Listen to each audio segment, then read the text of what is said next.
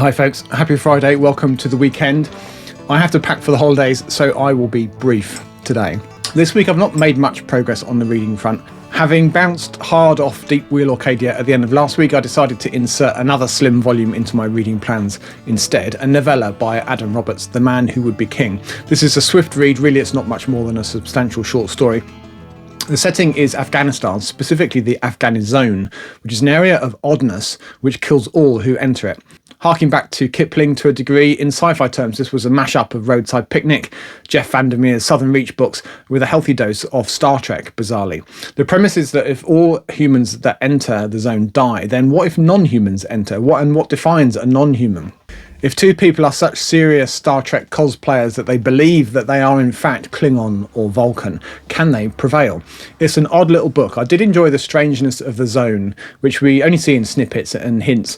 I think if I'd read this in a short story collection or anthology, I would have been perfectly satisfied and just moved on to the next one. Isolated like this on its own, I think I was left a little bit wanting.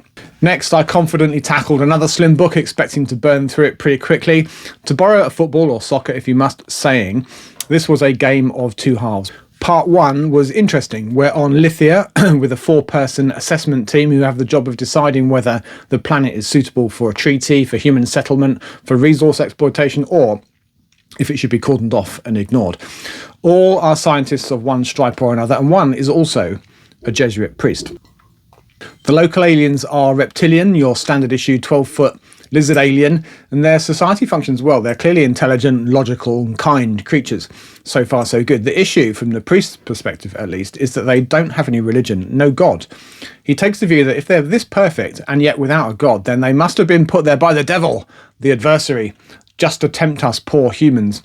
I enjoyed this part of the book, and I would have happily spent the whole book in this setup, getting a better picture of the local culture, of the aliens, more of the priest's tortured logic.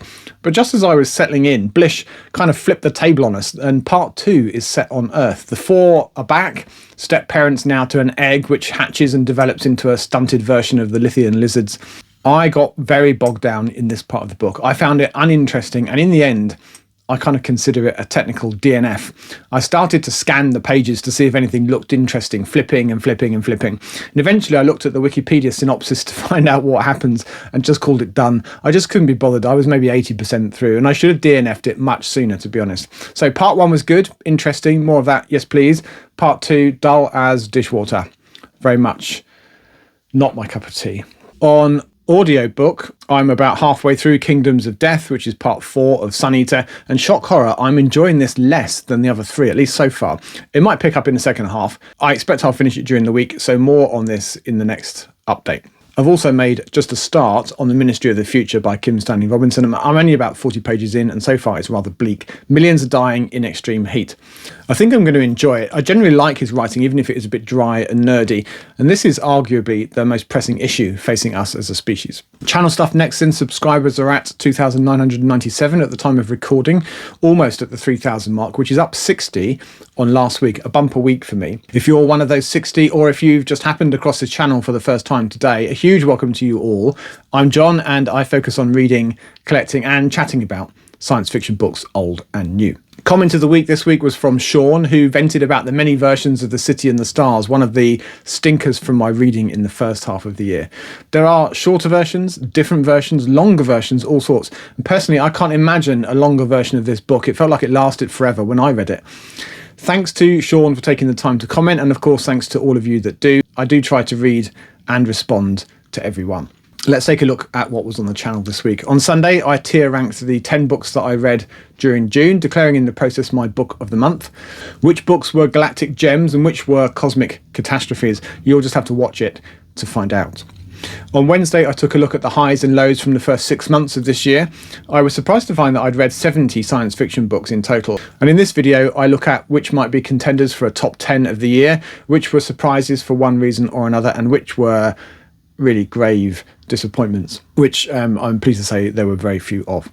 What have I watched this week? I've watched Steve give an overview of the Science Fiction Hall of Fame anthology edited by Robert Silverberg. I was interested as I have that book and I haven't read it yet. And I also recently picked up the second volume, which is edited by Ben Bova this time and is novellas rather than short stories. I watched Richard over at Vintage SF give an overview of the, it turns out, really badly named Golden Age Masterworks series, an offshoot of the Galanx science fiction Masterworks series. I have a few of the Golden Age books myself, all CL Moore. I particularly like the fact that Richard has a spreadsheet to make sense of the series, and this gave me much joy. I do like a good spreadsheet. I have several related to my own reading and collecting. I also watched Criminoli, who's a British booktuber who focuses on crime, pulp and horror, that kind of thing in the main. I'm not interested in the books particularly, but it is good to watch a bigger channel than mine from time to time, and you know, for research purposes. The video that I watched was introducing a new reading challenge that he's set himself, My Novel Life, in which he plans to read a book from every year of his life so far, without repeating authors. He seems to get through a lot of books, 30 in June, for example, so it may not take him long to complete this challenge.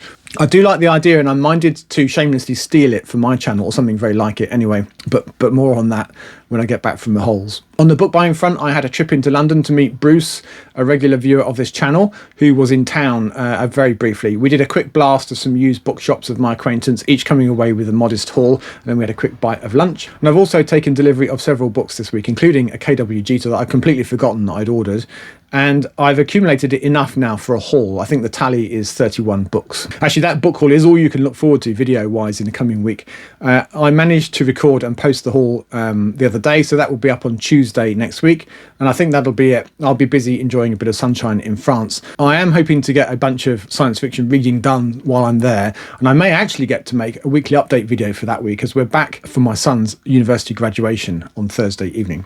On the reading front, I think I will finish Kingdoms of Death this week, and probably also The Ministry for the Future.